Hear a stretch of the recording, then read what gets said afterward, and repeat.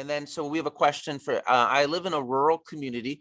Do we have equal access to treatment options here, or will I need to be close to a city? Is the prognosis better for those who live in a large city? So that's a hard question. And I don't think we can really say that the prognosis is worse. Uh, um, whether there's access to CAR Ts and these other things, that could be an issue.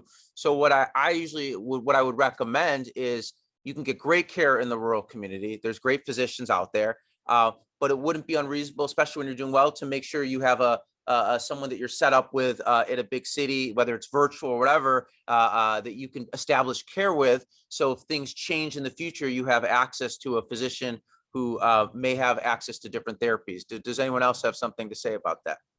I think with large cell lymphoma, though, unfortunately, if you don't have access to CAR T and your cancer does not respond to initial therapy, it is worse because, again, unfortunately, we know from Scholar-1, patients die because they get more chemo. So I think it really depends on the cancer you have, whether and how you respond to sort of initial therapy, how that impacts it. Because if you're a large cell lymphoma person in a rural community, you can't get access to CAR T. Your chances of survival are much less than those who can't get CAR T.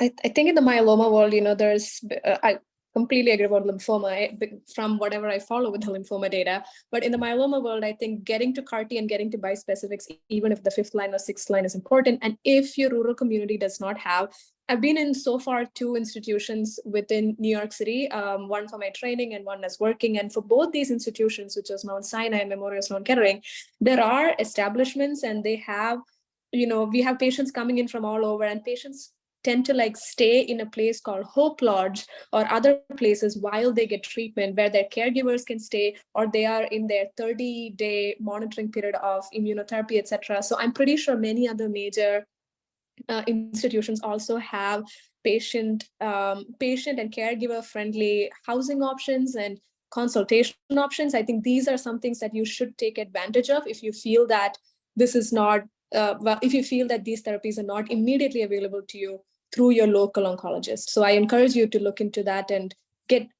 utilize these opportunities. Okay, well, that was our last question. We're out of time. I want to thank. So I'll just say one other thing that you said before. I think second opinions are very important. Yeah. Whether virtual or in person.